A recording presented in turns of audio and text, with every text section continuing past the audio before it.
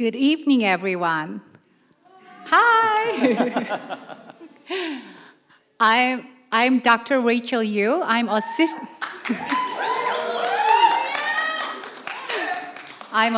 professor in communication arts program at Gordon College. On the behalf of Department of Communication Arts, Theater and Art, I'm very, very pleased to welcome you all to the 2022 Adrenium Judson Gordon Memorial Speech Competition, the JUD Talks.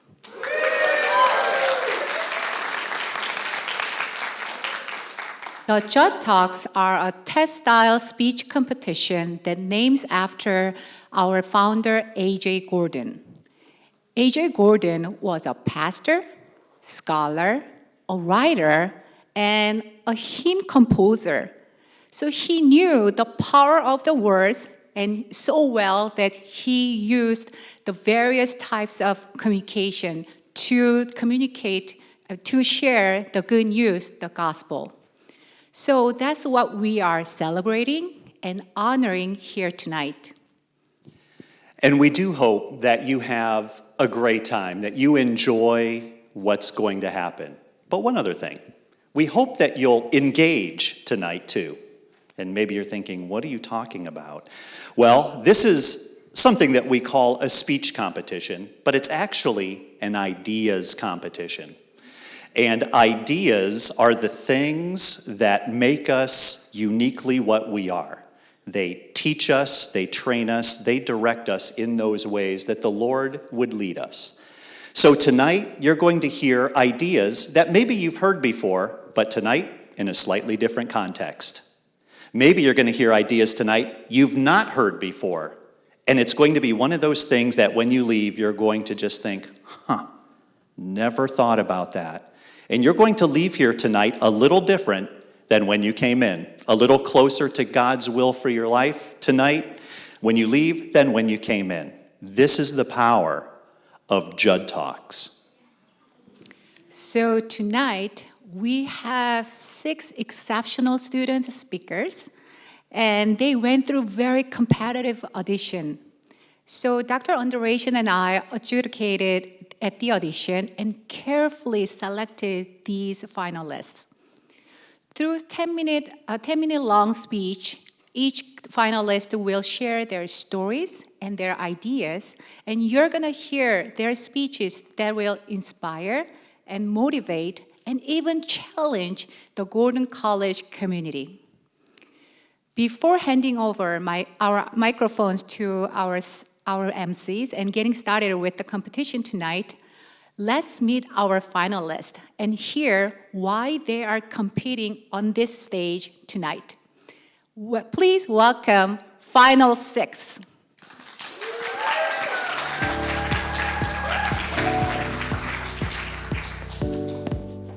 My name is Elise Lusardo. I am a double major in communication arts and biblical studies with a double minor in theater and psychology. I am a senior, was that the other question? And I am from Teaneck, New Jersey. I've been getting back into leisure reading, which is something I'd love to do before college, and then when textbooks hit, like the college textbooks, I hated reading. So I've been getting back into it, which is really good. Hi, I'm Evan Page. I am a junior here at Gordon College. I am currently studying biology. I am from a little town, southwest Bennington, Vermont. Awesome place, call home. I am a runner at heart. I run a lot in my free time. Until this year, I did cross country and track and field. This is actually my first season, unfortunately, not doing track. There's a number of reasons for that.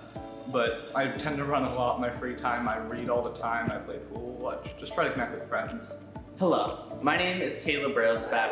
I am a transfer sophomore, and I am from North Carolina, but feel most at home in the Northeast.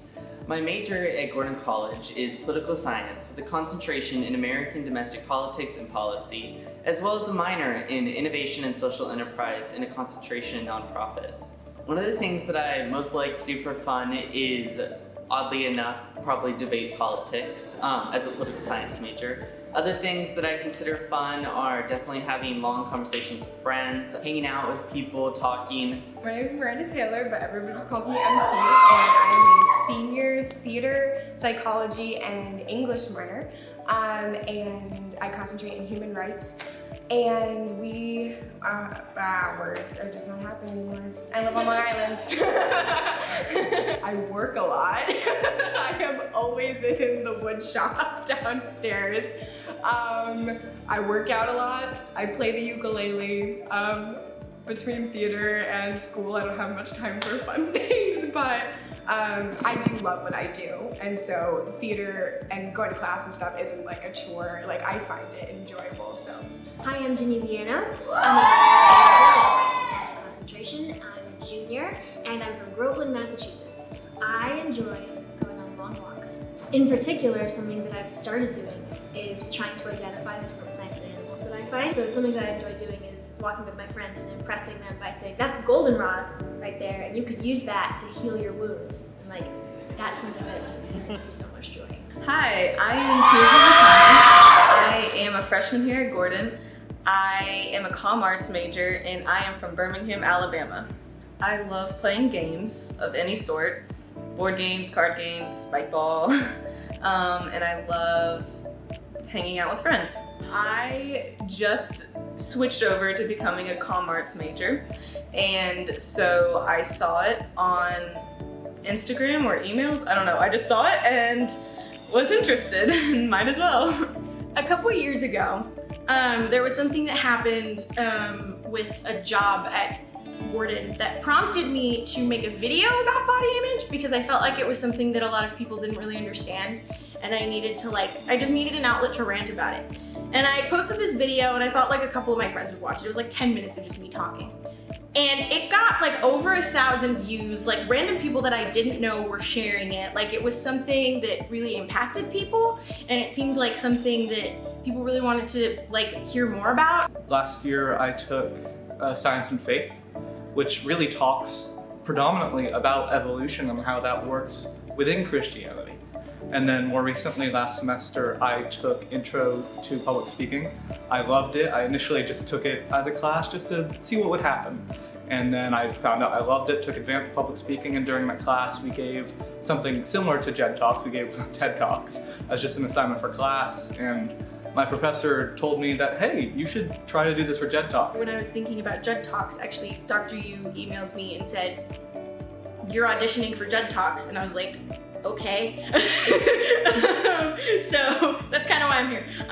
But when I was thinking about what I could possibly do a JUD Talk on, that was the first thing that came to mind, because it was able to impact people in such a way, and I wanted an outlet to speak about it publicly on campus as well. I started studying empathy when I was a freshman at Gordon, and it was like the first paper that I wrote anything on, because we read this book that was like written really strange, and I was like, why does this just like provoke emotion? And so I started just like deep diving into this study of empathy and our emotions and how we relate to one another. And I'm a theater major, and so that just became a really big part of that. I have wanted to do a TED Talk since I was like probably 5 years old. And so JUD Talks is, I guess, the perfect place to start. And I think that cultivating empathy is a really important thing, especially in our society within the last 2 years. Like, we need empathy more than anything,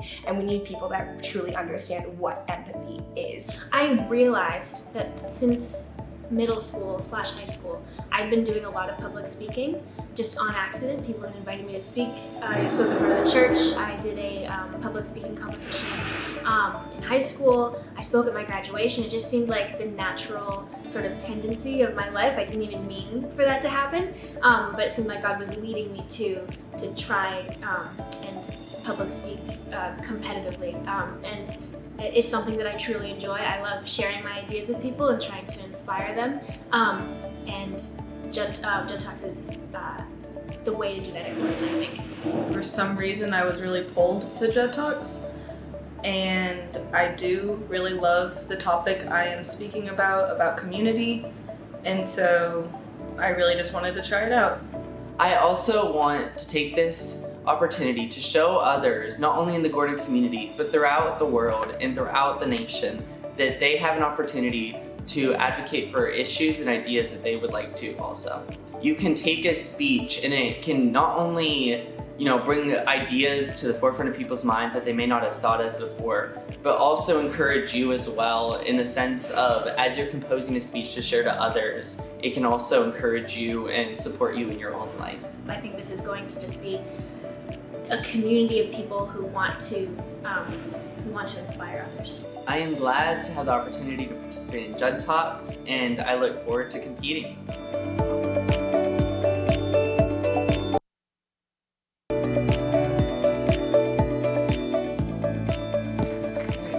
Good evening, everybody. Welcome to the 2022 Adoniram Judson Gordon Memorial Speech Competition, also known as the JUD Talks. My name is Nick Markham, and I am the first place winner of last year's JUD competition. And hello to everyone joining online. If you're watching online, we're sad you can't be here, but we're glad that you can join us. My name is Quentin Cole, and I placed second in last year's JUD Talks. This is our first time back in person since the COVID-19 pandemic, and we are really excited to speak in front of all of you. Q and I did not have the chance to do all that, so this will be exciting for all of our finalists. And as Dr. Yu mentioned, we have 6 speeches lined up for you tonight that will be presented by our finalists. They have been working extremely hard and preparing and rehearsing so they have the opportunity to make an impact on you tonight as well as the rest of the Gordon community.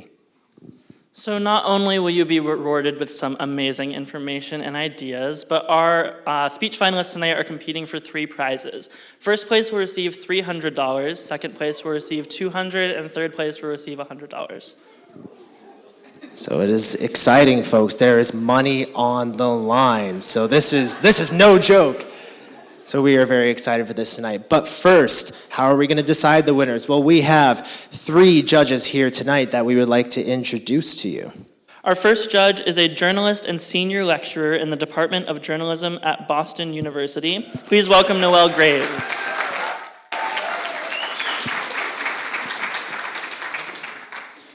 Our second judge tonight, if I could get the slide to click, is an MFA student that is in Emerson College and also a participant in the 2019 JUD Talks. Give it up for Jessma Blango Burgett.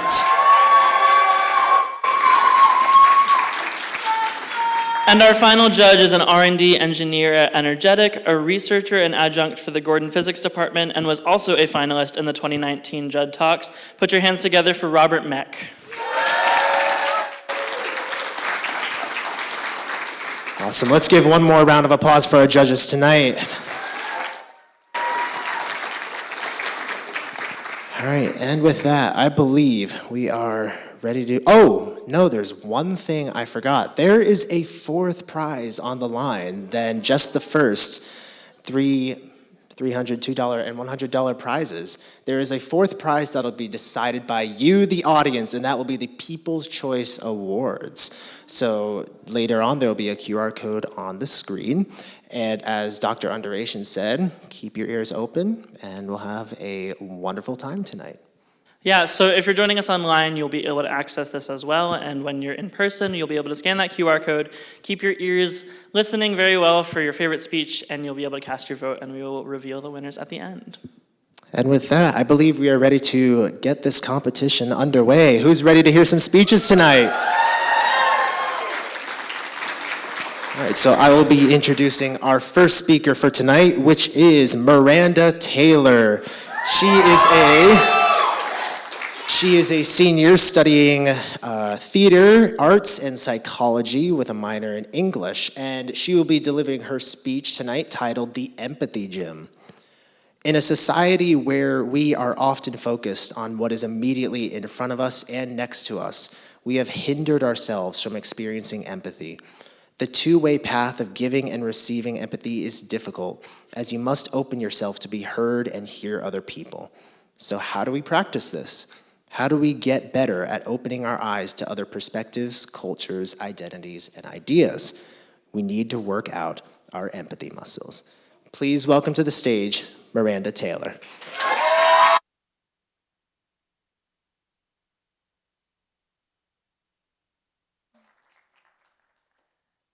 Hi guys. So I'm sure most of you know that Gordon Theater just closed the show Steel Magnolias. For those of you that didn't come see the show, it's a true story based on a type 1 diabetic who, because of her pregnancy, experiences a number of complications that leads to her death. When I first found out that we were doing this show, I was appalled. It's a show that's done constantly all over the country, but it's rarely done with accuracy. And I can say that because I am a type 1 diabetic. But then I started thinking, okay, you know what? Maybe if I played the type 1 diabetic, I could bring some clarity and a new understanding to what it actually looks and feels like to have diabetes. But for those of you that saw the show last weekend, you will know I was not playing the type 1 diabetic, I was playing her mom. And when the cast list first came out, I was angry. Because I've been type 1 diabetic since I was 4 years old. And I haven't slept one good night since because my blood sugar is either low or high. I beep, I charge, I have batteries, I've endured seizure after seizure, and people with their working pancreases and abled bodies often put their opinions on my disabled body. When I was little, I used to tell people that I was never going to get married because who would want to take care of a type 1 diabetic? And sometimes I still think, who would want to take care of this mess? This ugly, body malfunctioning, broken pancreas, 24 hours a day, 7 days a week mess. And now I had to watch as someone else tried to portray my life and my experiences on a stage. Now, this isn't a pity speech, but when it comes to my diabetes, I have a great hesitation for empathy because how could you, a person with a working pancreas, understand what my everyday is like? And yet, I've had to learn that empathy is that bridge for understanding. Empathy is hard, though. It's a two-way path. You have to open yourself to be understood, and you have to open your mind to understand others, and then you have to take action on it. But we don't get the chance to practice this in our everyday life. We're rushing around, we're looking at our phone, and we prevent ourselves from hearing and seeing and understanding the people that are around us. And even when we do get the chance to empathize, we empathize most easily with the people that we identify with and have close personal relationships with. So, what are we supposed to do? Empathy, just like our muscles, has to be worked out. We need to go to the gym. We need to go to the empathy gym. And theater is the best empathy gym of all. Don't laugh. So I'm going to try and break this down for you guys in 4 parts, okay? So there is a survey done by 1,600 audience members as they saw 3 different shows. One about financial crisis, factory work, and a same-sex couple trying to adopt. These audience members were given assessments both before and after the shows about empathy, charitable giving, as well as about the political issues that they saw in the plays. What they found is that there was a substantial increase in empathy after they saw the show, and their attitudes for the political issues were more apparent after they saw the show than before. And this is because of collective narrative transportation. Collective narrative transportation is a storytelling device that theater uses that allows us to engage with our empathy muscles. And as I said, I'm going to try and break this down for 4 parts for you. And the first one involves the brain, okay? And who really likes neuroscience? It's difficult, so I'm going to try to be really easy for you, okay? When you're given data and points of information, the language processing part of your brain turns on as you file that information away and lickety-split, done. When a story is told, much more of your brain is activated. You have the language processing part, but you also have emotional recognition and processing and comprehension. You have social processing, the pain matrix, as well as if someone mentions motion, the motor cortex lights up, or food, the sensory cortex activates. As more of your brain is engaged, you can listen and understand better. More of your brain and body is engaged when I tell you that in kindergarten, my teacher locked me in a closet while the rest of the class ate cupcakes because she thought I couldn't have one. than if I just told you that 1 in every 400 kids has diabetes. The next part of this is relating and evaluating. So when you enter into a theater space, you're seeing characters in real life, in real time, that aren't so far away from you anymore. And you're seeing their conflicts, their consequences, and their emotions. And then you can think, okay, I know what that emotion feels like in my own life. Or I know what that situation feels like in my life. And that is how I can relate to that person. That's how I can understand that person. Or maybe you're seeing a play about something that you've never experienced before, like war or homophobia. And then you see how these characters either work to contribute or stop the situation that's being experienced. And then you can do one of two things. You can say, okay, how would I work to contribute or stop that situation? What would I do in that person's shoes? Or two, you can think about what would I feel like if I had to sit in that person's shoes and experience war, experience homophobia? This takes self-reflection and sacrifice. Reflecting back on my experience in Steel Magnolias, I now have a new appreciation for my parents. I now understand, without having a child with type 1 diabetes, what their worry felt like, their pain, and the sacrifice that they went through to give me the life that I have today. My mom, when she saw the show, said it looked like she was looking at herself. The third part of this is our mirror neurons. So mirror neurons are the things in our brain that help us to have an instinctual response when someone else is expressing an emotion. That's why when we start to laugh, the whole group tends to laugh together, right? In theater, we experience this firsthand because those people are right in front of you. In movies and books and TV shows, researchers have found that our mirror neurons aren't as activated. And this is because cinematographers and designers can manipulate parts of the movies or TV shows with color or music to invoke certain emotions. In addition, movies tend to look like real life. They're not going to let you think that the Avenger flying through the air is fake, right? So you don't have to leave your body. You don't have to leave your world and make yourself uncomfortable. In theater, when you step into that space, you have to suspend your disbelief.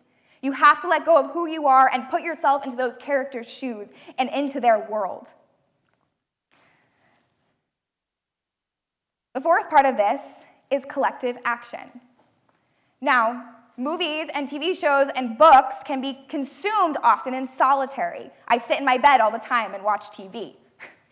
But theater must be done collectively. When you step into a theater space, you're probably with a bunch of people that you're unfamiliar with. But through the collective sighs and groans and laughs and tears, you create a community that has experienced something together. When I saw Miss Saigon in 10th grade, I turned to the woman next to me, no idea who she is, and I started talking about sex trafficking and how we can help women, and I now study psychology and trauma because of that conversation and because of that show. This isn't just for audience members, though. It's also for actors. As actors, we have to empathize and rely on the communities that we are portraying in order to let the audience empathize with the character. This takes humility, though. You have to step into this community and say, I don't know what your life is like. Please help me to understand. In Steel Magnolias, there's a scene where Shelby has a low blood sugar, and my director interpreted this as a near seizure. The day that we staged this scene, I almost threw up. I was talking to a bunch of people who had never had a low blood sugar before, who had never had a diabetic seizure, but I had to explain the way that my body utterly fails me. And my director did not do a good job of listening to my experiences. It was more important to him that the scene got staged the way that he wanted, that the intentions matched what he wanted, and he relied on his own understanding. To be empathetic, we have to step outside of ourselves. However, when an audience stepped into the space, they had questions that I was unable to help facilitate. And I was able to tell them about insulin prices and the way that type 1 diabetics are dying right now and what they could do to help. And this is that action step of empathy. This is what makes empathy important, is when you act on it. What's even cooler is that in that same week that the show was going on, I had a diabetic episode that was very similar to what Shelby experienced on stage, and my apartment mate knew what to do because I had the unique opportunity to tell her about my experience and the symptoms and what she was supposed to do, something I never would have done before that. I opened myself up to an audience and Gordon College to understand my experiences and my flaws and my life so that way they could empathize with me. This idea of using storytelling to create empathy isn't a new thing. Jesus did this. Matthew 13:34 says, "All these things Jesus said to the crowds in parables. Indeed, he said nothing to them without a parable."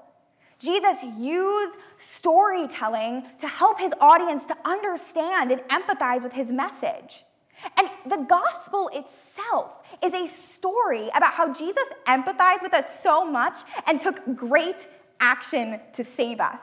And in response, Christians for centuries have been working towards the Great Commission, that collective action that we were just talking about. And we all know the verses about loving your neighbor as yourself. That is empathy, guys, and yet we're not doing it. For actors and audiences to truly understand empathy, we must first rely on the master storyteller and empathizer. Unfortunately, our society over the last few years has been under attack. We are growing in our numbness towards pain, death, and even joy. We joke or make assumptions about people's identities and their experiences when we have no idea what it's like to be there in the first place. Why do you make a diabetes joke when you have no idea what it's like to not have a pancreas? But we, as the next generation, stepping into the world outside of college can help to heal this. First, open yourself to be understood. Open yourself to telling your story. Now, don't get me wrong, it is hard. It is difficult. I have been doing it constantly since February, but it is so much more worth it to allow yourself to be understood than it is to build steel walls around your experiences. And secondly, take in other perspectives. Go to the empathy gym, go to the theater, and see people's lives that are outside of your own. See people's lives that don't look like yours. And you know what? It's probably going to leave you less sore than if you went to the actual gym. Actually, I take that back. I hope that you are sore. I hope that your cheeks are sore from smiling, that your eyes are sore from crying, that your ears are sore from listening, hands sore from serving, feet sore from marching, brain sore from expanding, and that your heart is sore from empathizing. Thank you.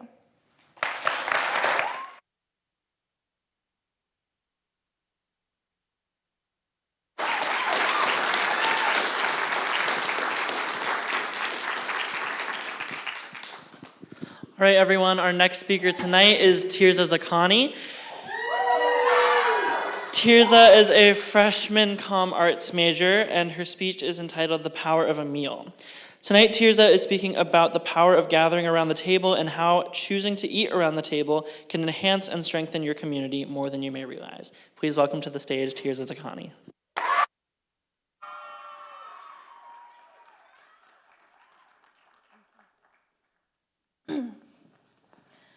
Who here has recently been on a date?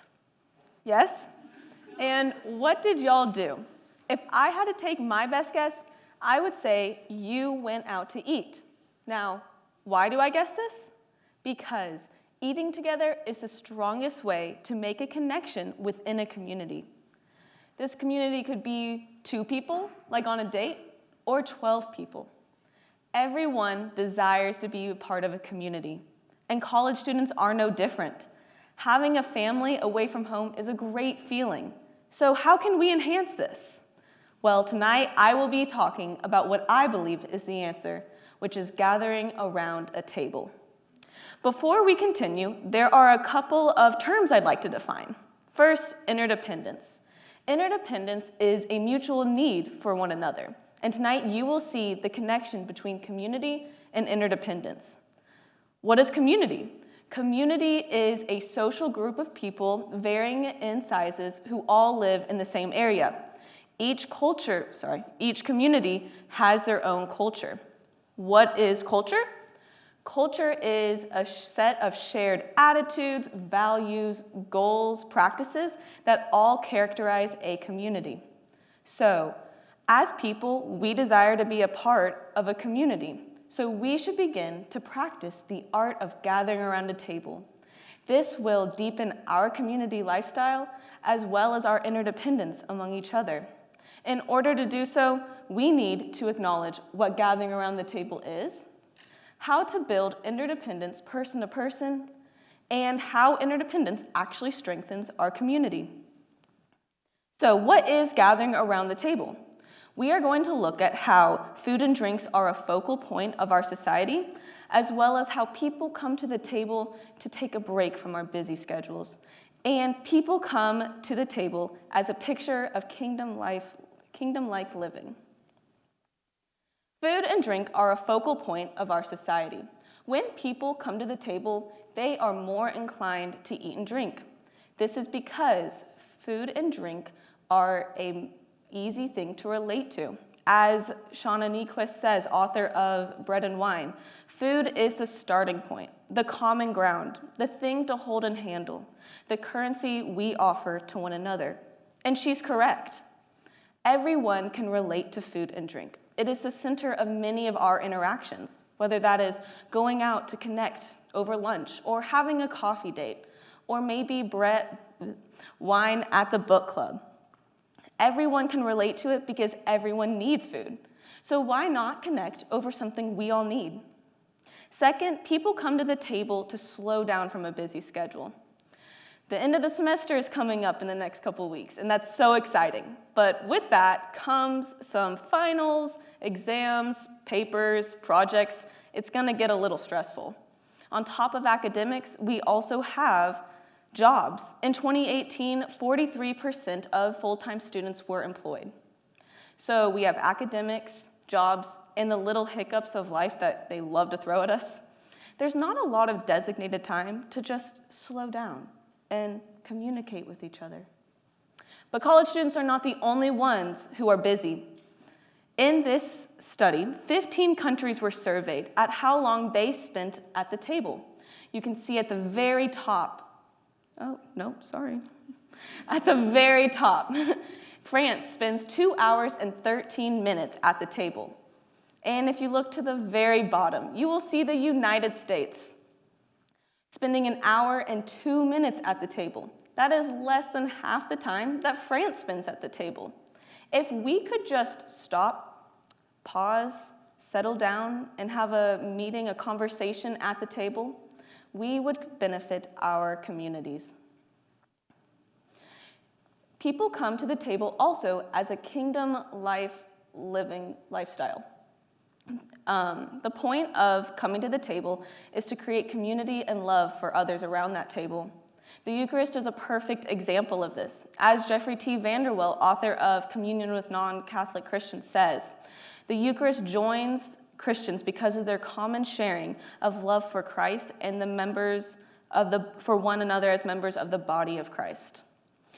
Easter is coming right around the corner, so I'm sure that many of you have been thinking about the Last Supper, where Jesus chose his final moments before the crucifixion to eat and break bread around a table with his disciples, strengthening his community. As fellow believers, we should be doing the same thing, but not just once a year, but every day of the year. The table is a tool for reaching our goal of community. So we have seen what gathering around the table looks like, but now let's take a look at how to actually build interdependence person to person. We will look at how people benefit from face-to-face connections, as well as how sharing the effort of a meal leads to hospitality. There are many ways to communicate, but studies have shown that face-to-face communication is the best way to connect. The English language can be broken down. As you can see, 45% of the English language is vocal. Tone of voice, choice of words, but more than half of our language is made up of non-vocal aspects. That is, the posture, the facial expressions. So if more than half of our language is made up of non-vocal aspects, then why do we choose our ways to communicate over texts and calls and emails where you can't see each other's faces? If we could sit, say, around a table where we did just notice how we can all relate to over food and drink, and communicate face-to-face, we could build interdependence, that mutual need we need for each other, as we make those memories, passing plates, having conversation, eating a meal. If you were to look at a kitchen nowadays, you might find 1 to 2 people in the kitchen, partly because American society has become more individualistic. But if you were to go all the way back to 18th, 19th century, preparing a meal was an event. Neighbors, family, friends would all come together to help harvest crops, process the meats, and complete any other actions that needed to be done. The cooperation of this community only brought them closer together. This is because they were able to open up into a personal level, not just of eating a meal, but being a part of making that meal happen.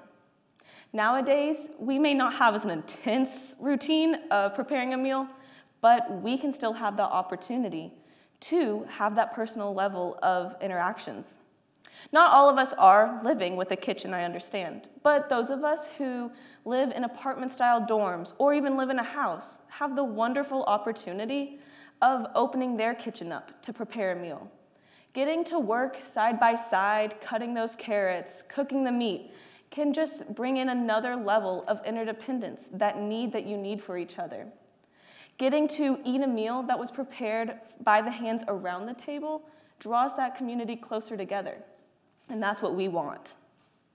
So we've talked about what gathering around the table looks like, as well as how interdependence is built person to person. Now I'm going to highlight how interdependence actually is enhanced or enhances the community. I'm going to highlight how there are countries that are centered around community, as well as the best ways to use our time intentionally. There was a Western missionary in Morocco who explains the dynamics of her society.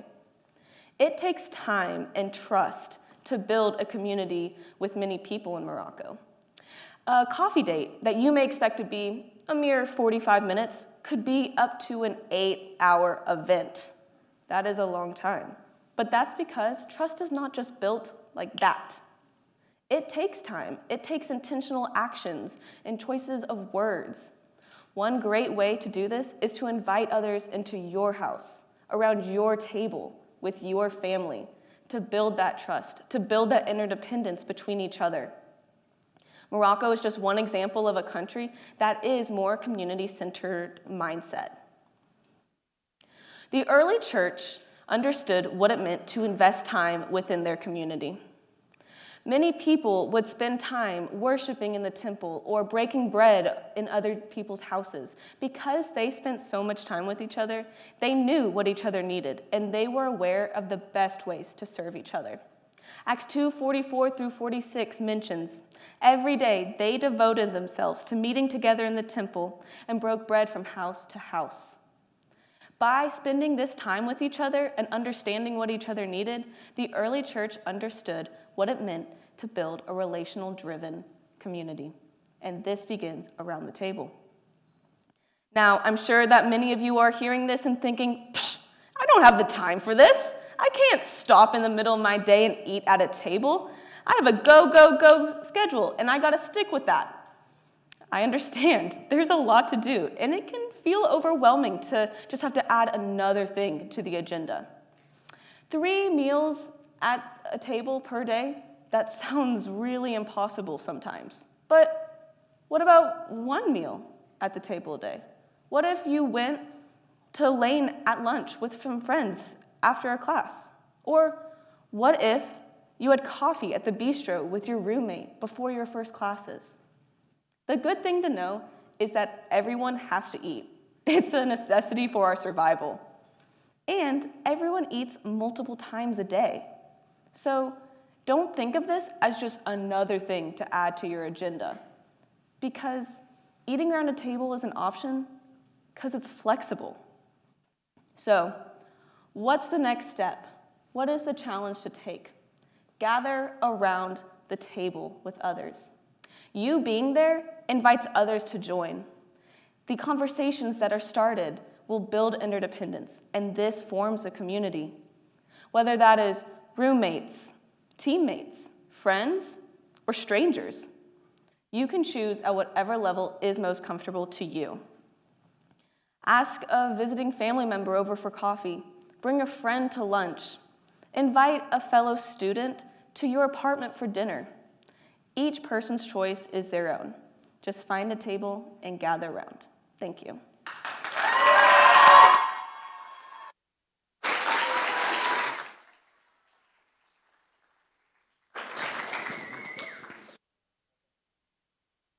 Hello, hello, great. All right, our next speaker for tonight is Caleb Railsback. Caleb is a sophomore with a major in political science and a minor in innovation and social enterprise. And he will be delivering his speech tonight titled Life Lessons from a Leader Dog, Dax. Have you ever seen a seeing eye dog at work? We all know that service animals are great at performing the tasks they need to perform. Have you ever thought about how much more they do? Are there life lessons a leader dog can teach us? Caleb's talk will examine this idea and the lessons his former leader dog Dax taught him. Please welcome to the stage, Caleb Railsback.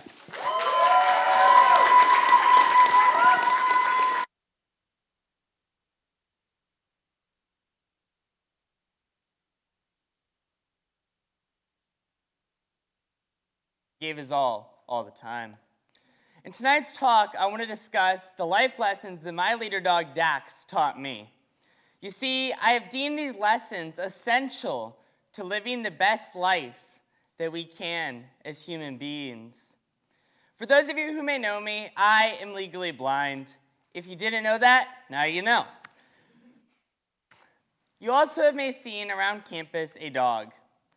As we have said, this dog's name was Dax. Dax is what you call a leader dog or a guide dog. His task was to lead me around obstacles and lead me in different places in order to help me as a person with a disability live a more independent life. By doing this, Dax gave me the opportunity to live a more independent life, but also was able to teach me valuable life lessons. Because we all know that dogs teach us more than we could ever imagine in our lives. We are so lucky to be able to have dogs. We don't deserve them. Before I begin these 3 life lessons, though, I want to describe the process of how a leader dog does their job. How Dax did his job was he stood on my left side, and while being attached to a harness, I held a handle on that harness. And by doing this process, he was able to guide me around. It's a common misconception, though, that because of the way that these dogs are trained, they somehow know whether to go left or right or what to do next magically. Unfortunately, this isn't true. I want to now take you to a bright, beautiful, sunny day in Boston, Massachusetts. Dax and I were walking around Boston, Massachusetts, and Dax is doing his job effectively. He's a great dog. But as intelligent of a dog as Dax was, he understood that in order to do his job effectively, he had to be able to listen, and listen with focus and intention. By doing this, he was able to look around him and not only guide me around obstacles, but also take me along a route that I was choosing to go. I think all too often, we don't want to listen to those around us. But as men and women called to serve God, and as Gordon College's statement of mission says, in order to equip men and women to go out into the world and lead cultures and society, and as our Shalom statement says, to create a diverse group of students and people to lead, we must be willing to listen. I think this is a concept that us in leadership positions, whether it's clubs or CEOs who have consistent practice with this, understand, but some of us may find it harder to. I want to encourage you tonight that some of the problems in our society, though, can only be solved if we're listening leaders. So let's try to do this. The second life lesson that I want to talk about is leading and not following. I now want to take you to another situation involving Dax. We all know that dogs love squirrels, right? How many of us have seen a dog chase a squirrel? Dax is no different. Fortunately, guide dogs are still dogs. So there was one time when me and Dax were walking to Lane Student Center in order to get lunch, and when doing so, Dax saw a squirrel. And so instead of doing his job in that moment, what Dax did was he bolted after that squirrel in an attempt to gain the satisfaction and gratification that he wanted in that moment. Unfortunately, what Dax did not understand in that moment was that in order to gain that satisfaction that he truly wanted from his job, he had to be able to concentrate. He had to be able to listen. I want to encourage you tonight to not chase after the squirrels in our lives, because we all have them. Don't lie. We all know that there are places in our lives when we are tempted to maybe be a little mean or, distract ourselves because we don't want to do the work that we need to do. And I think this is an idea that society is so easily falling into, of wanting to pass the hard work onto those around us. But I want to encourage you that there is a time that we can lead by doing this. You see, in Rochester Hills, Michigan, me and Dax completed our training together. And as any early service animal partnership, Dax and me were still getting used to each other. So the next exercise was a bit of a fun experience, but overall it went so well. We had to go through this experience called a traffic check. A traffic check is basically where an instructor would drive a car suddenly in front of us in order to test if the dog would actually stop. As you can imagine, as much as I loved and trusted Dax, it's hard sometimes. Luckily, in most of these instances, Dax stopped and did his duty and did it well. But what I want you to take from this experience, for this lesson, is that in order to be effective leaders, we have to be willing to avoid the distractions around us, just as Dax did in those moments. Because otherwise, kaplat. Our third lesson today is the idea of focusing on the end goal. You see, one of the hardest places for a dog to work is in a food hall. I mean, who doesn't get distracted in Faneuil Hall in Boston? So I'm going to take you back to Faneuil Hall in Boston. Me and Dax, with our trainer who had come out to follow up with us, had a nice little experience in Faneuil Hall. We attempted to consistently train Dax to avoid the distractions around him by following directions and focusing. And Dax did this. But sometimes Dax didn't understand that in order to get the end treat that he wanted at the end of the route, he had to focus. So I want to encourage you tonight, in order to solve some of society's most prevalent problems, we must focus on the end goal. You see, I think as people in this 21st century world, we have a hard time understanding that we are all leaders in our own way, because we are. But just as Gordon's mission statement says, we all are leaders in every field we go into. So whether it's political apathy or political polarization, like I like to study, or COVID-19, a worldwide pandemic, or the struggle to live as a Christian in this 21st century world, which we all in this room understand the struggle of, we must be willing to take steps to get to that goal. Because unfortunately, there's this idea that somehow we can pull out this distant utopia from thin air. That's not going to happen. I'm sorry. It's not practical. What we have to do is take practical and incremental steps to solve these problems and to obtain the goal of creating a more perfect society. I lastly want to close with this. Dax was a great companion. He was truly the definition of a man's best friend. He was great, and I'm so glad that he was able to teach me the life lessons that he taught me. Unfortunately, in February of this year, Dax had to be actively retired from working as a leader dog. Because of this, though, I am still able to stand here today and give you these life lessons because he was such a great impact and part of my life. And so as we close today, I want you to remember this phrase, carpe diem, be a Dax, because I want to focus on that first part first. Carpe diem, what does that mean? Seize the day. So in order to seize the day, we must be willing to do these 3 tasks. We must be willing to listen carefully, lead purposely, and pursue intentionally. But we also should be willing to have fun and run around the quad goofily like a dog and sniff every flower in our path as much as it may annoy the people around us. Because some of us struggle with patience, but we have to be willing to do all of these things in order to live our best life.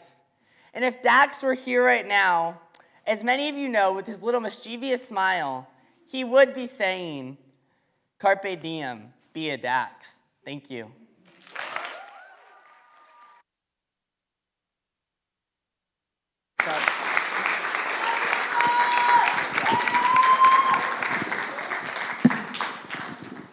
Our next speaker this evening is Ginny Viano.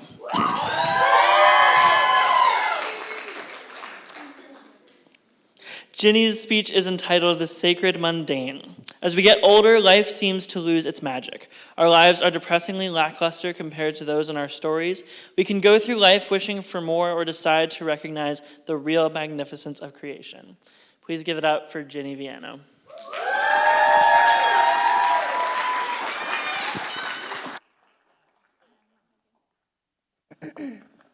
Thank you, Q.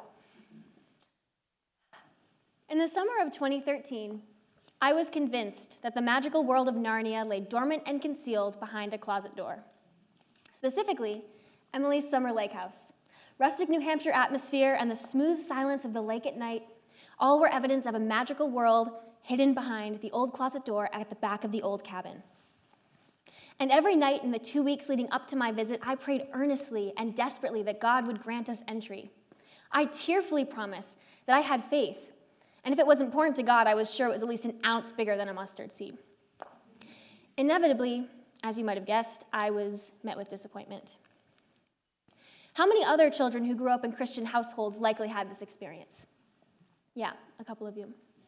In fact, children everywhere, all over the world, may be united with their desire to find and live in the magical worlds of our favorite books and television series. In these daydreams, we become convinced, sometimes without even realizing, that there exists for us a lively and dangerous expedition when we grow up. A passage from Voyage of the Dawn Treader by C.S. Lewis accurately captures the moment we wait for. And suddenly with the wind came the noises, the swishing of waves, the slap of water against the ship's sides, the creaking and the overall high, steady roar of air and water. But it was the smell, the wild, briny smell, which really convinced Lucy that she was not dreaming. But as we get older and the ocean never pours through a painting to carry us away to Narnia, we come to realize that there is a distinct lack of magic in the world. The worlds of our stories will only ever exist in our dreams. For many kids, including myself, this realization is heartbreaking. As we get older, feelings of belonging deteriorate, and the desire to live in a magical reality overtakes any other motivation. I've only recently begun to examine and pick apart the individual pieces of this discontent, and I've come to the following realization. I wonder if you agree with me. Humans by nature can make anything boring. For example, if I were to attend a magical school, you may know the one I'm talking about, and every day I learned to fly, ride unicorns, use a magic wand, I would find some way to make it boring. Could riding a unicorn ever get boring? I think yes, and here's why.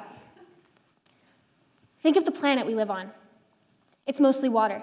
and a shining moon in the sky pulls at that water and grants us the calming sound of waves on the seashore. Floating in seawater is easy because of the high concentration of salt, and with some scuba gear, one can enter an entirely different world filled with colorful alien creatures. That's magical, right? That's magical. More specifically, it's magical to someone who's never seen the ocean. For someone who's never experienced something, anything can bring the kind of joy that a unicorn might. If you were to go scuba diving every single day, it'd probably get old, as would that unicorn eventually. Repetition without intention leads to the mundane. The plot twist comes when we realize that the same power we have to make the magic mundane can make the mundane magical. And there lies the key to the title of my talk, A Sacred Mundane. Allow me to quote Genesis, specifically when God gives Adam the power to name his creation. Now the Lord God had formed out of the ground all the wild animals and all the birds in the sky. He brought them to the man to see what he would name them, and whatever the man called each living creature, that was its name. But what does this power to name mean to us today? Michael Stone calls this power discernment that enabled him to recognize the animals, not just to make up their names, but to name them according to their essential being. Because we're created in God's image, we're granted the reflective power to recognize everything's purpose and give it a name. Now, this may not be calling a lion, or a flower, but it may look like stopping to appreciate the kindness in someone's tone of voice when they say hi to you, and you name them friend, or relishing the view from your window each morning, and you call it home.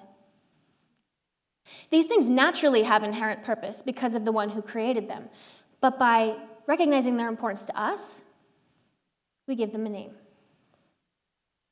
Ellen Hinsey describes the Genesis scene in her poem on a panel of Adam naming the animals. One must remember all around was wonder, and each entity caught that glint and glowed under the particularity of its nature.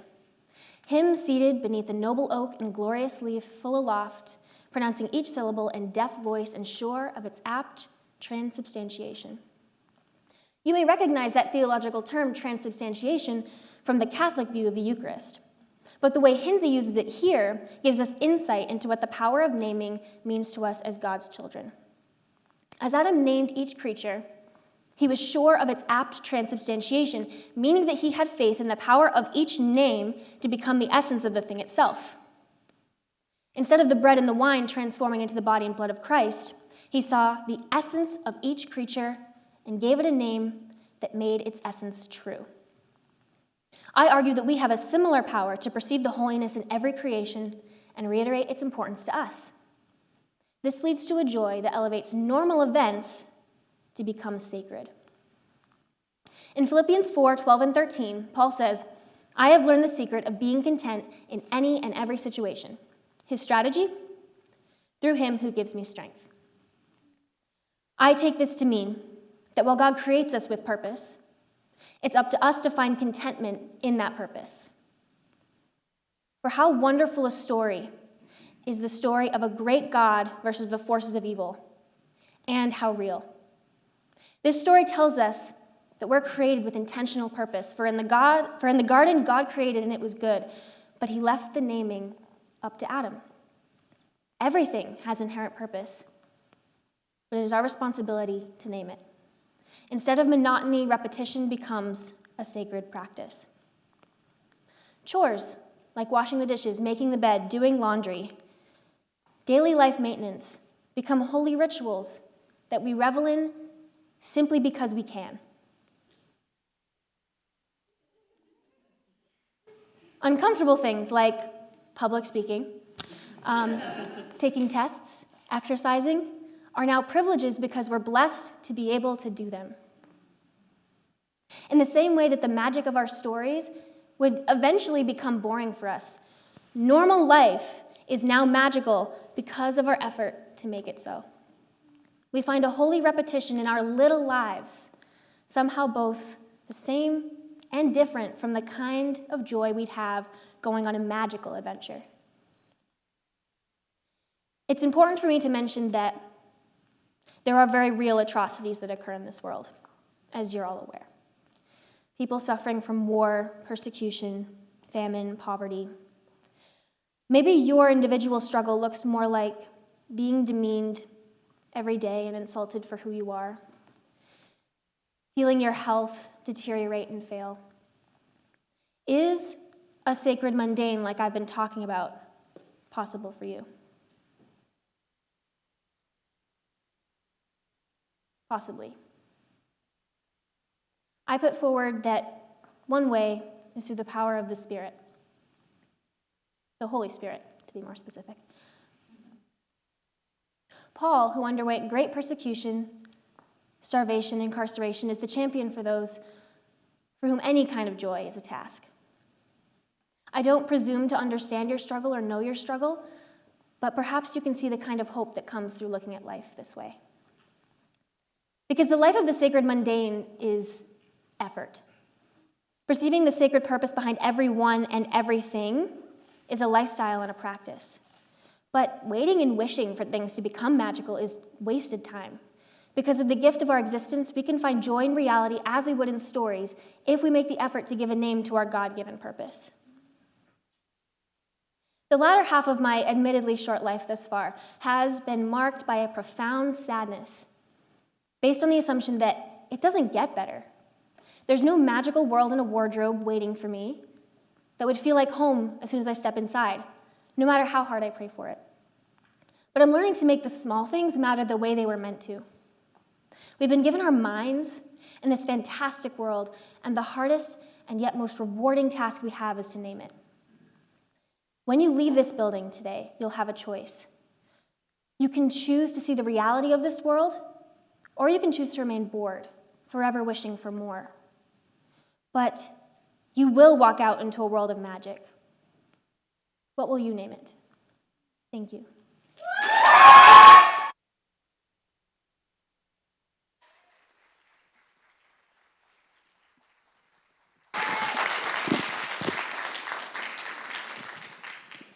All right, our next speaker tonight is Evan Page. Evan Page is a junior who is majoring in biology, and his speech tonight that he will be delivering is titled, God is a Friend of Evolution. Evan's speech will touch on the relationship between the Christian creation story and evolution, and how they don't have to contradict one another.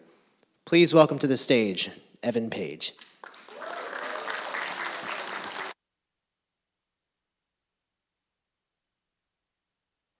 Thank you.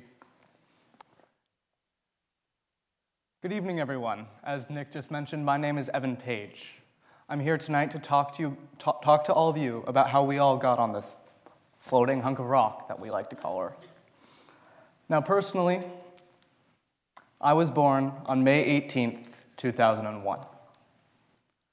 The problem is, I didn't just arrive here on Earth. God didn't just snap me into existence, right? Newsflash for those of you who don't know how babies are made. It's not quite that simple.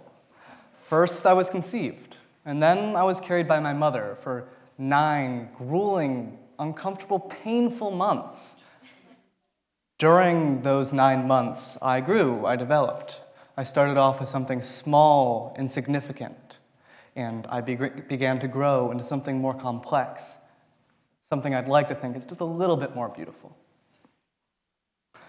Now, I would propose that we all got here through a pretty similar fashion. Not to say that we were all born, that's pretty obvious, right? But that we all grew, that we all started as something small and insignificant. And gradually we grew to become something bigger, something more complex, and something far more beautiful. Now that is one side of the creation coin. That is the theory of evolution. So if that's heads, what's tails? Well, the tails side of that coin is the New Earth theory, the theory that many of us Christians are already familiar with. New Earth theory states that the Earth is 6,000 years old. According to this theory, God created us, all animals, plants, everything here on Earth, the moon, the skies, the stars, darkness and light.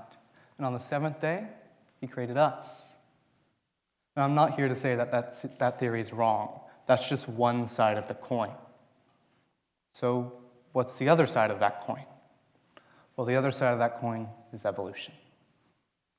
So what is evolution? Well, evolution proposes that all life here on Earth started as something small and insignificant. But gradually, over millions and millions of years, it grew and became something more complicated and something far more beautiful. Now, the theory of evolution proposes that through a process known as natural selection, as proposed by Charles Darwin, he who is best suited to his environment, best adapted, best evolved, survives to reproduce. He who is ill-suited to his environment, unfortunately, does not. But of those children, of the progeny of he who survived to reproduce, those who are well-suited, well-adapted, well-evolved, survive and reproduce. And now if you let this process play out for, say, 1 million years, something interesting begins to happen. Because as you allow this process to play out, survive and reproduce, survive and reproduce, survive and reproduce, over millions and millions of years, you start with something small and insignificant. And gradually you build up to something bigger, something more complicated, and something far more beautiful. That, in a nutshell, is the theory of evolution.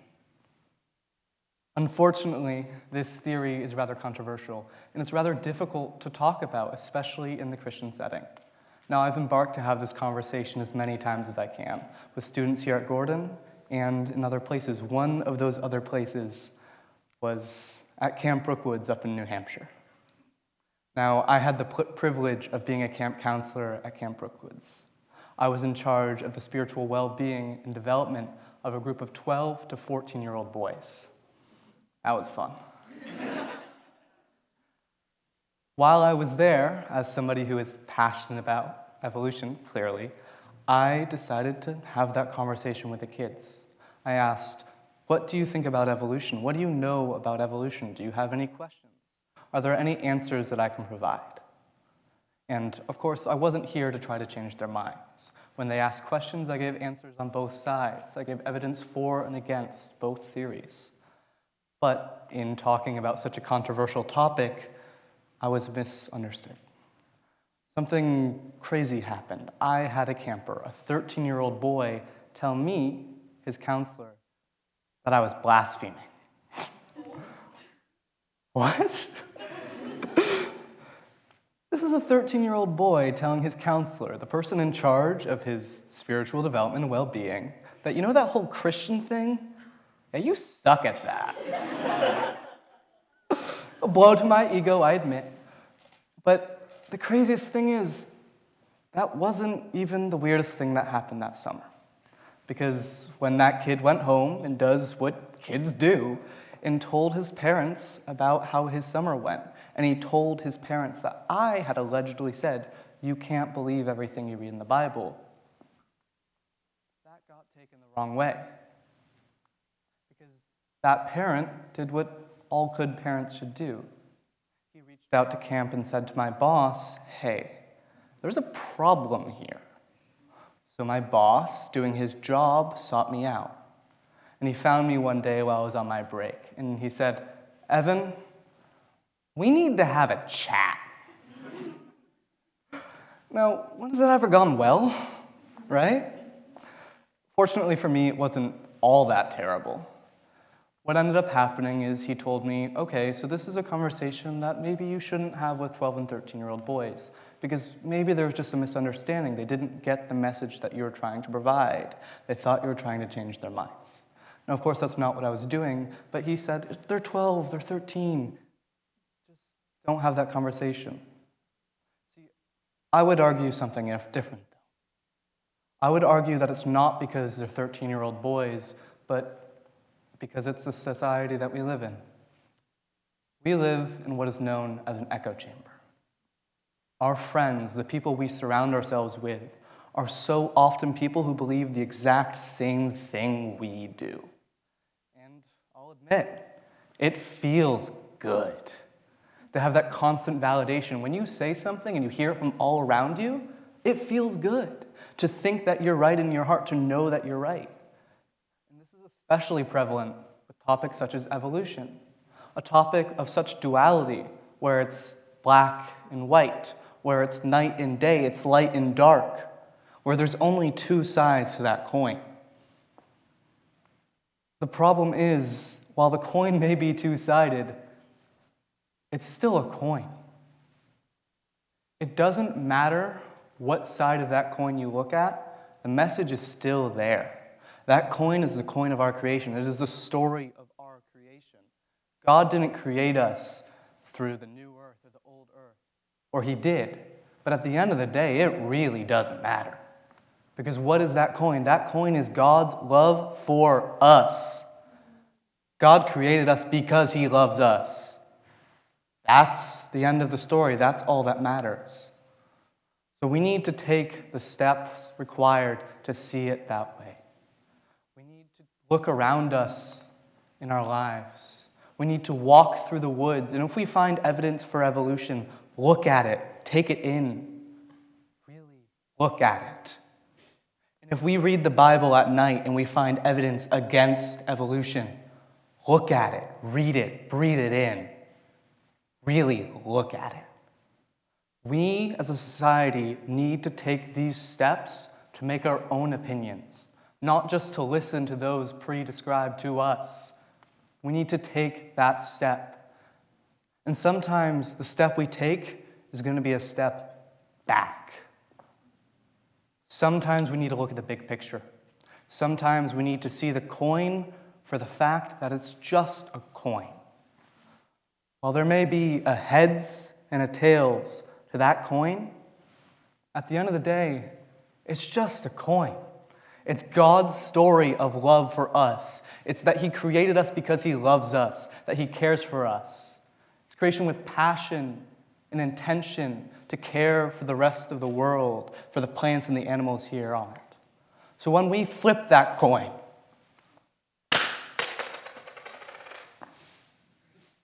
it doesn't matter what side it lands on.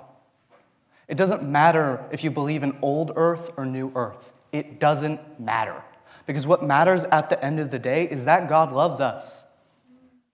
That's the story of the Bible. That's what we know in our hearts. That's the story we need to see. So take that step, whether it's forward, whether it's to find evidence to support what you don't already know, or whether it's that step back so you can see the big picture. That's what we need to do. We need to be the person who takes the next step. Thank you.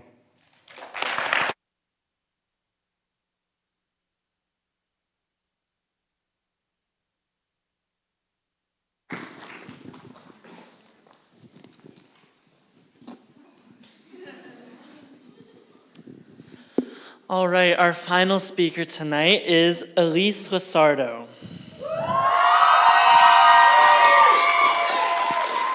Elise is a senior comm arts and biblical studies major, and her speech is entitled My Body, Not Your Punchline.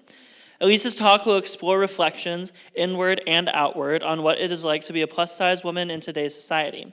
The body positivity movement is in full swing, but is it really helpful? How do women feel when someone makes any kind of comment on their body, whether or not it's well-intentioned? How can we as individuals contribute to a better attitude surrounding body image and body stereotypes? Please welcome to the stage Elise Losardo.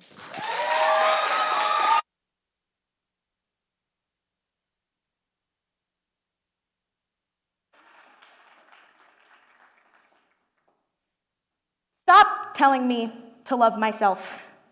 I don't love myself very much when you start complaining about your body and I immediately start comparing it to my own. And I don't love myself very much when I see people who look like me ridiculed and abused in comments and on TV.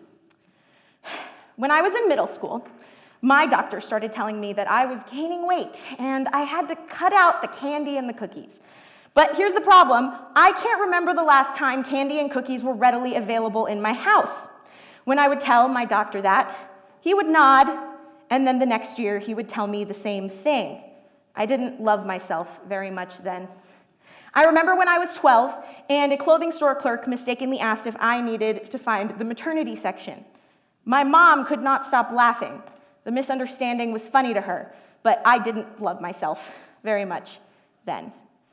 When I was a freshman in high school, there was this boy that I had a lot of affection for and was really close to.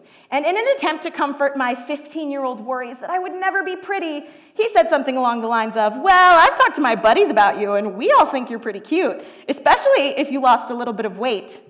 As well-intentioned as he was, I didn't love myself very much then either.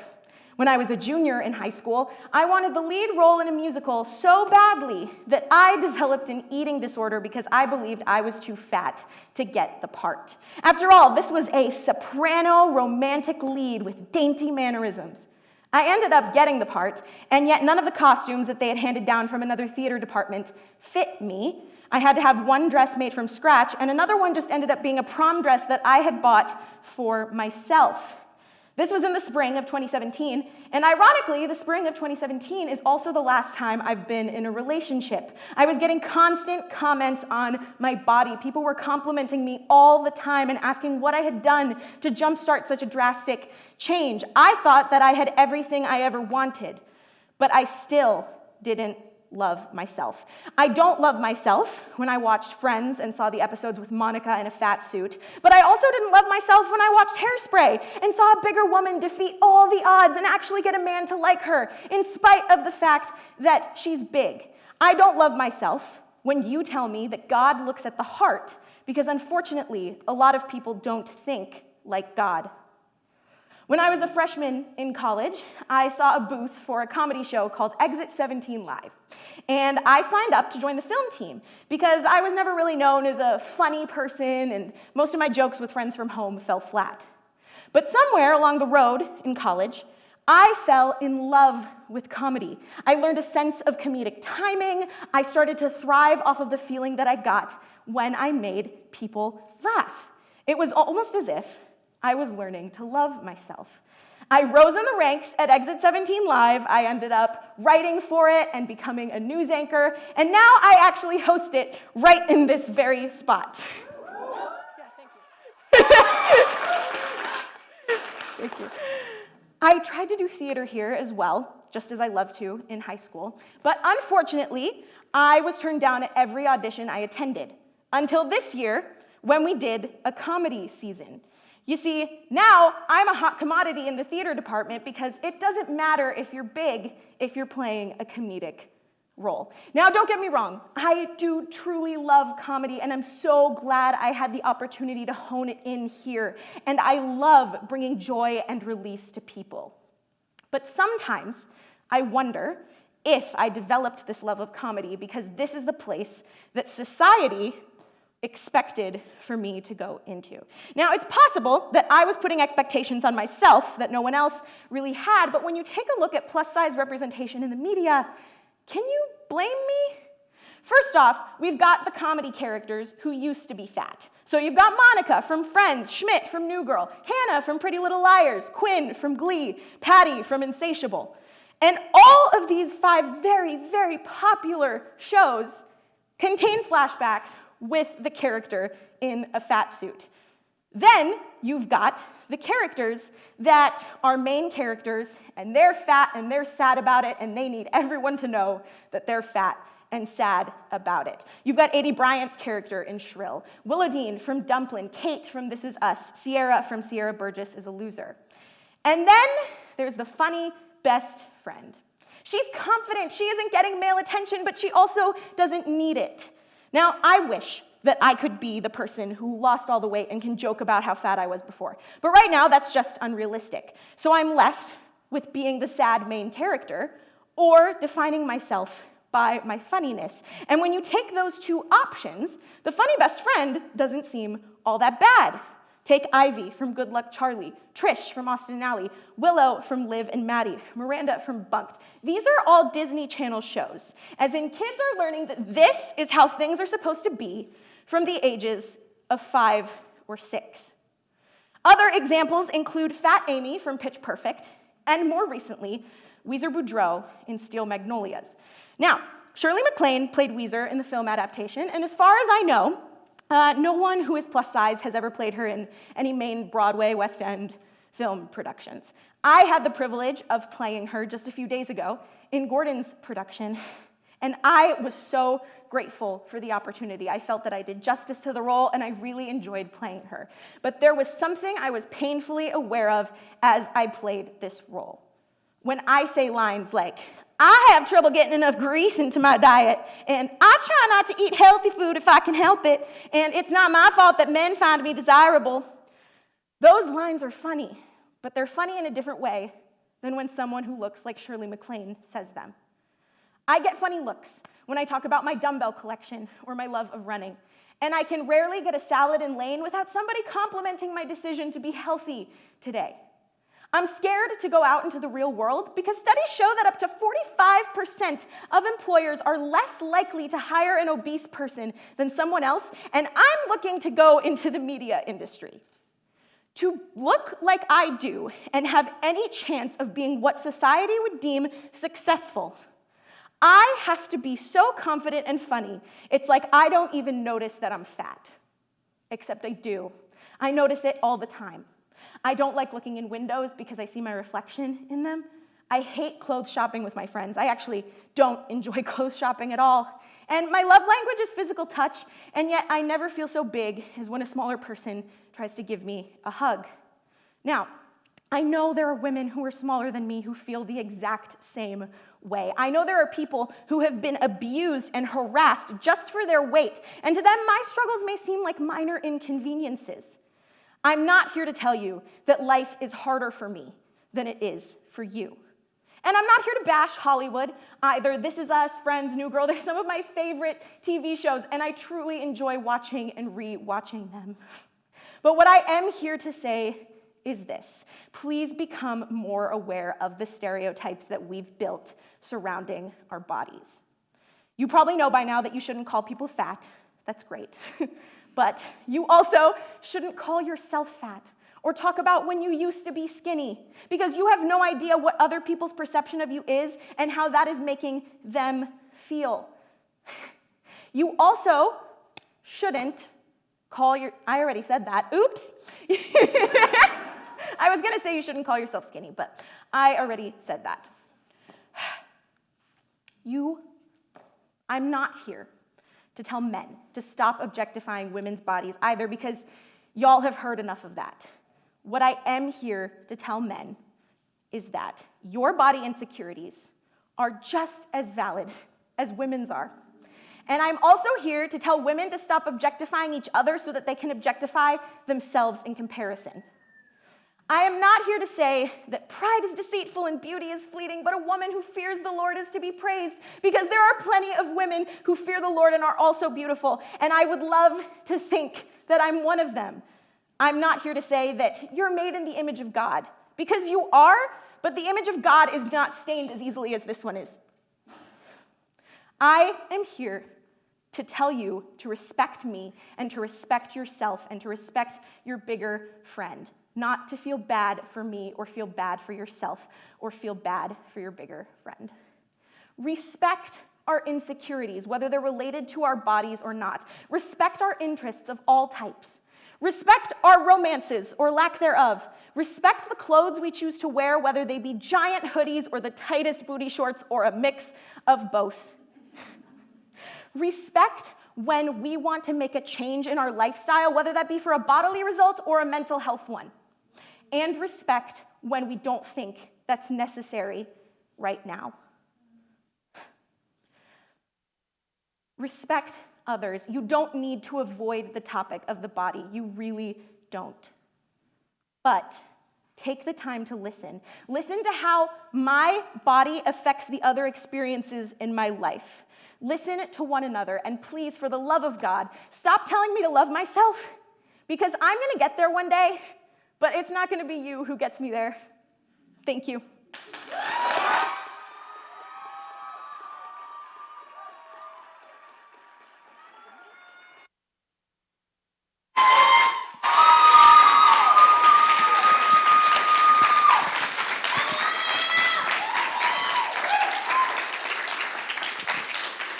And ladies and gentlemen, that concludes the speech portion of our competition tonight. Let's give another big round of applause for all of our speakers tonight.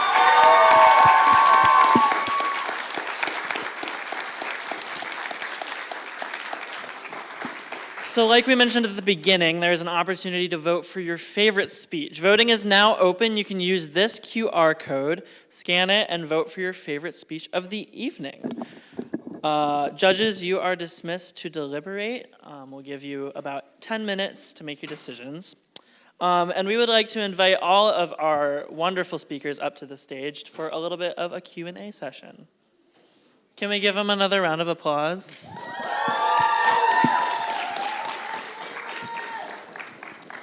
you want to use that mic to pass? That would be so. Welcome back to the stage, everyone. You guys were amazing. It's kind of weird to think that like Nick and I were here a year ago. I have to say it's a lot less stressful doing this part of JUD Talks, so maybe you'll get to do this near, and it's amazing. It's really fun. But on the topic of easy things and challenging things, what would you say was the most challenging part of this whole process for you? Anyone is welcome to go first. For me, the most challenging part was choosing what I was going to say. I have a lot of information on evolution and just data for and against it, and choosing not to give a lot of that data just because I don't have time. I could spend 10 minutes, 10 hours. I wouldn't do anything at the end of the day. I mean, yeah. I would say one of the hardest things for me was to keep it at 10 minutes. For those of you who know me, I am a talker. And so to narrow down a topic enough, which I'm very passionate about, to 10 minutes was fairly difficult. He did, didn't he? Probably memorizing it.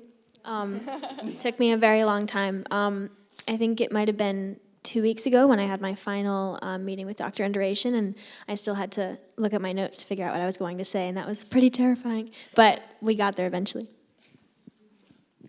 I think the hardest thing for me was figuring out how to be vulnerable in front of all of you. I'm not often myself on a stage. I play other characters, and so to get in front of all of you and share my story was terrifying. So. I like whoever's saying it. I think the hardest thing for me was literally just starting it. I had a blank document for hours.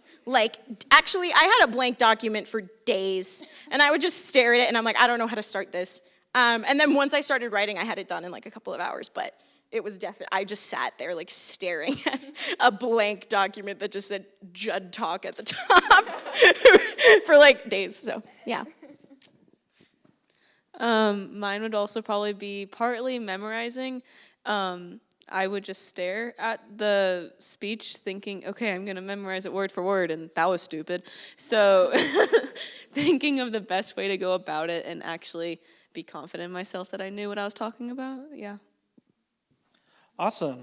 Is there anything else from your speeches that didn't make it into the final cut that you would like to share with us?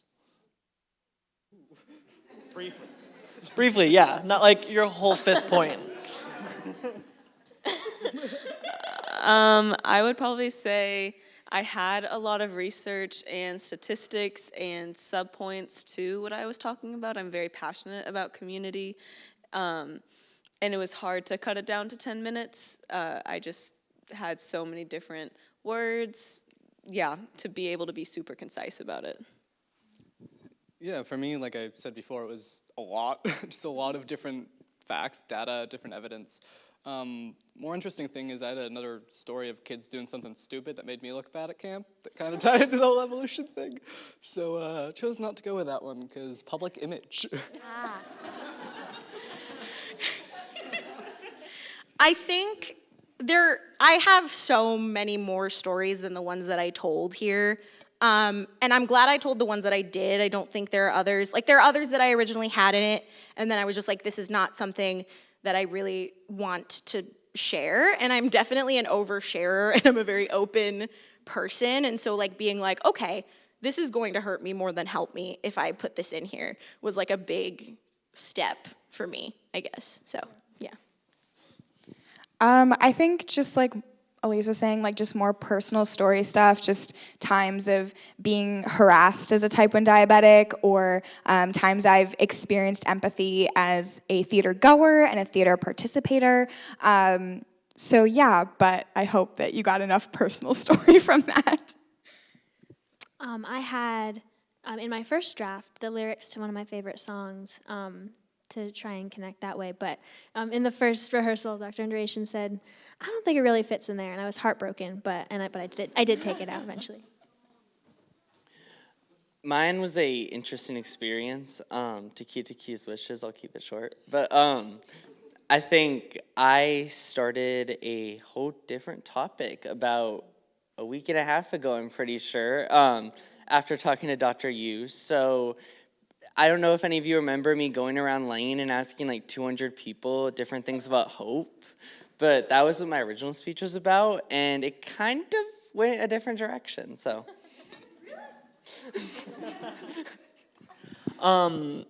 So we have some prize money on the line. If you won, what would you do with said prize money? Tuition.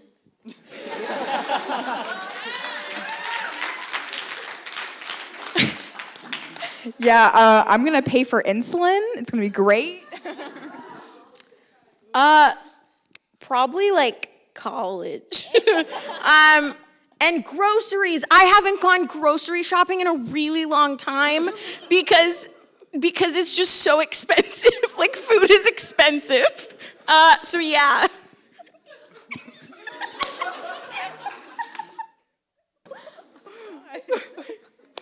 Yep, college is expensive, so student debts, but like also gas right now, so like paying for the drive home for Easter?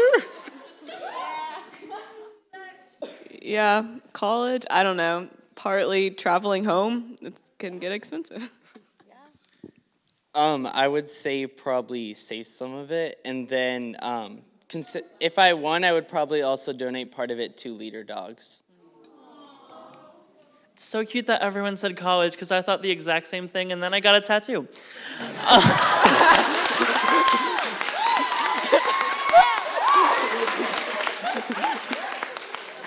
We have one last question for our speakers tonight, and this one is a little bit of a different note than the last one. But going through this entire process, what's something new you learned about yourself?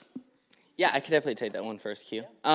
I think that something I learned new about myself was that sometimes, as I've had a couple conversations in the past few days, sometimes passion can come off as forceful yelling when public speaking. And so to be passionate but not necessarily project into someone's ear 1,000 times without a mic needed. I'd say something that I learned about myself was that it's okay to be yourself on stage while public speaking. You don't need to sort of throw out all of your personality in order to give a little speech like I just did. And I like public speaking. It's a lot of fun. I guess that's also something I learned about myself. Well, I'm so sorry. I started writing this speech before Steel Magnolias started, and then it continued to evolve as Steel Magnolias progressed and more things happened in the show, and and suddenly my story just started to spill on a page, and I realized just how much empathy mattered to me in my own life. And so I definitely learned through this experience that it's okay that this topic matters to me. It's okay that it impacts me every day and on a daily basis, and it's okay that I'm opening myself for you guys to understand who I am, even though it was really hard. I think the biggest thing I learned is that people will listen to me if I'm serious. I did not start writing this until after Steel Magnolias, which if you didn't know was 3 days ago. A while ago, I met with Dr. Yu to talk about what I was gonna talk about, and I was telling her these stories, and I was laughing while I was telling her the stories. I was like, isn't it so funny that this happened? And she was like, this isn't funny. She was like, if like this should not, like this is from your heart, if this is from your heart, it should not be a comedic speech. And it was so terrifying to me to not put jokes into this and to be serious, because I really am incapable of believing that people actually want to listen to me and not my jokes. And so even like through the topic, I was like living what I was talking about, which was really cool. And this gave me a lot of confidence and a lot of, people will listen to me if I'm not being funny, which is cool.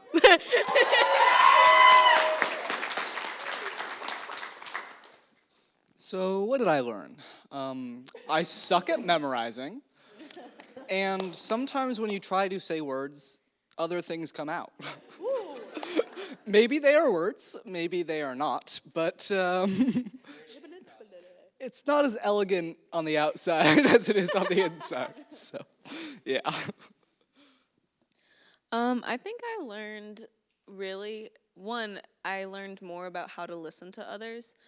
Getting to go through the past 2 nights with dress rehearsal and hearing everyone's ideas, everyone is so passionate about what their topics were, and I really heard from each person what they were passionate about, and being able to see how they opened up in their speeches really helped me feel connected and not as lonely with a lot of things. So I really was inspired by everyone else's choices of speech topic.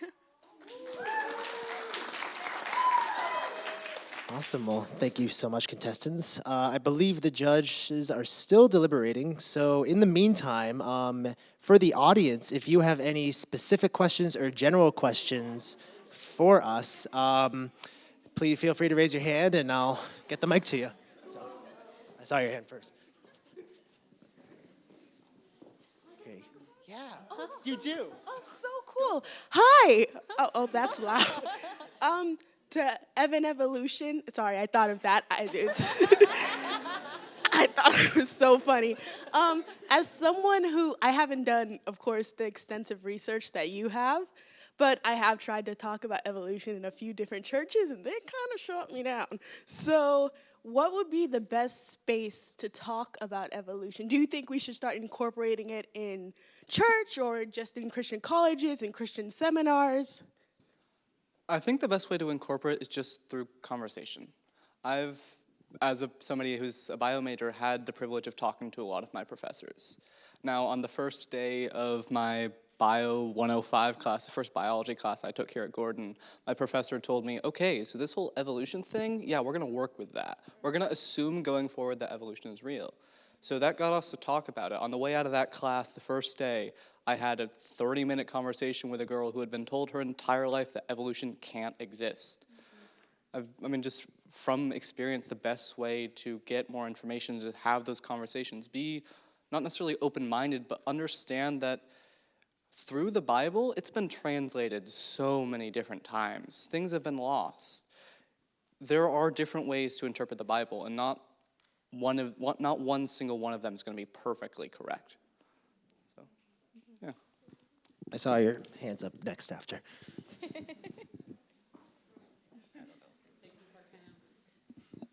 Ginny, I want to know what song it was. Yeah! I knew that was coming. Soul Meets Body by Death Cab for Cutie. Yeah, good song. Who next? I saw you.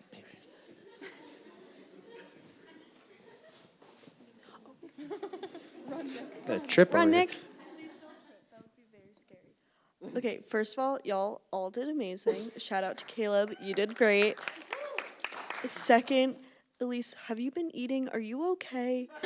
Like, genuinely, are you okay? Yeah, I am.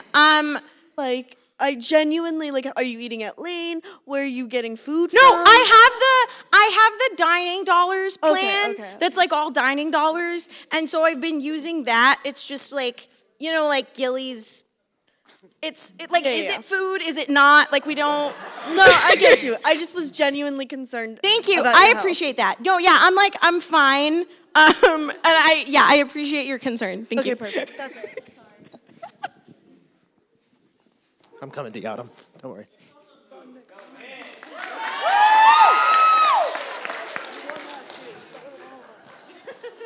This is gonna be one of us next year. This is not the most intense work. I was filming anyway. MT. So, I just want to say all y'all killed it, like she said. But MT, question. So for those who unfortunately weren't here to hear your JUD talk, what would be probably the key point in discussion, with others who don't really grasp the concept of empathy? What would be the main thing in that conversation with people? Oh, okay. So I would say that start with, how does empathy work? Start with saying how we need to talk to other people with humility and with listening skills to understand them for who they are and not for who we assume them to be.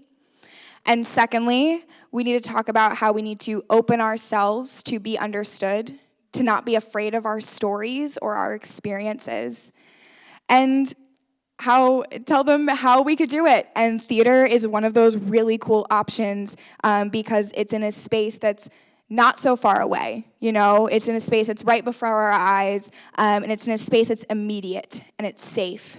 And it gives us that opportunity to explore those questions and to have further discussions. I hope that helps.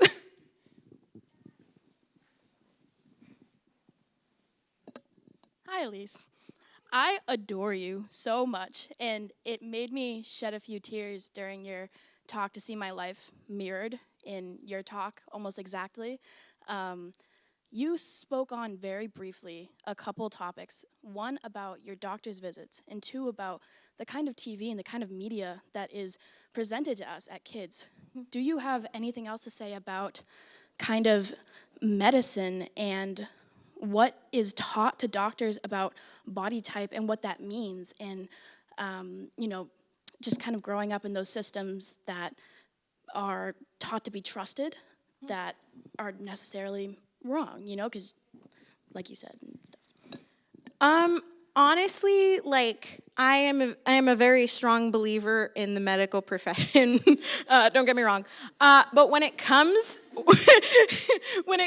to this issue, I still have not found the correct medical care. Just a couple years ago, I started going to an obgyn, and they said, she said that I had polycystic ovarian syndrome, which I knew, yeah. Except she also said the way to combat that is to do a 1,000-calorie diet, and so I'm still searching, and I'm figuring out my own things when it comes to this. But I think as long as you are developing a healthy lifestyle, it really, and it does matter what the doctor says, but it's just really hard when you've had so many experiences with this particular issue. Every time I've been sick and everything, and doctors have been great. But when it comes to this, it's a very difficult thing, and I think doctors really need to approach it differently because there's so many other factors than what you eat or how much you exercise. It really is a lot about genetics and stress level and so many things, and just the way that your body was built. And I think that that's really important, and I think we should do away with BMIs. Thank you. All right, we have time for one more question in the audience. One more question. So this is a statement. You all look fire today. Fire! All right, I'm good. Thank you, everyone, for your questions. Thank you, finalists, for your answers. It looks like our judges have returned. Before we get into announcing the winners, we just have a couple people that we want to thank for making all of this possible. So we want to first thank Department Chair Dr. Gardner of Communication Arts over there. We would like to thank our JUD Talk coaches, Dr. Yu and Dr. Underation. We would like to thank our Fine Arts Manager, Ryan Canister. We would like to thank our Com Arts Marketing Coordinators, Alexis Morelli and Nick Markham. We would like to thank art marketing coordinator Sarah Ratzolf, who designed and built these fantastic foam JUD. It's almost like we're at a TED Talk. It's crazy. We would like to thank Nick Hammis and the CTS Tech crew.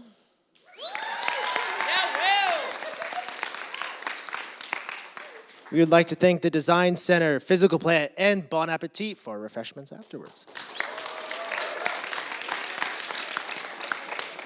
And lastly, we would like to thank our judges once again, Noelle, Jess, and Robert.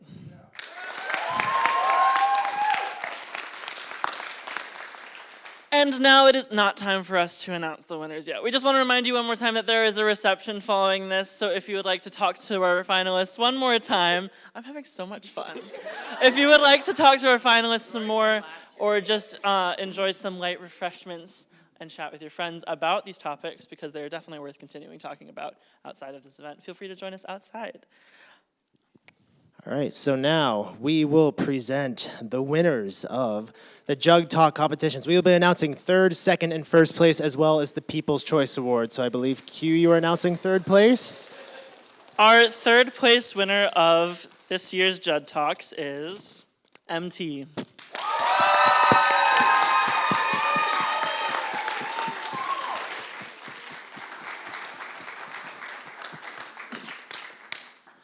Our second place finalist of this year's JUD Talks is Elise Lasardo.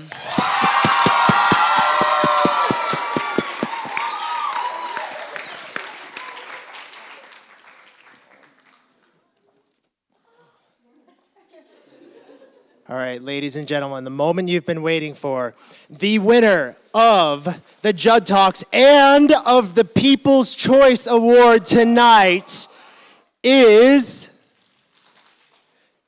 Ginny Viano.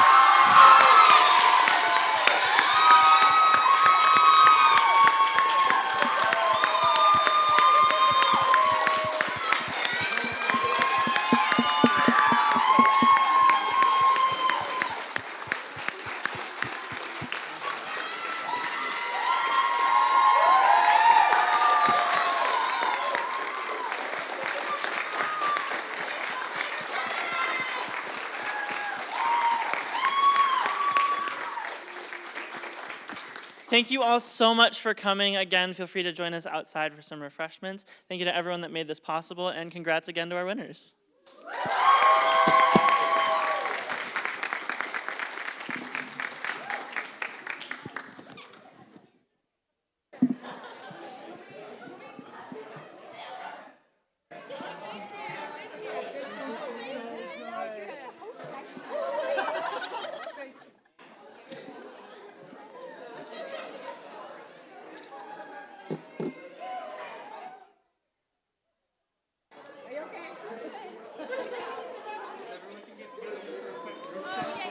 Okay, contestants, group photo.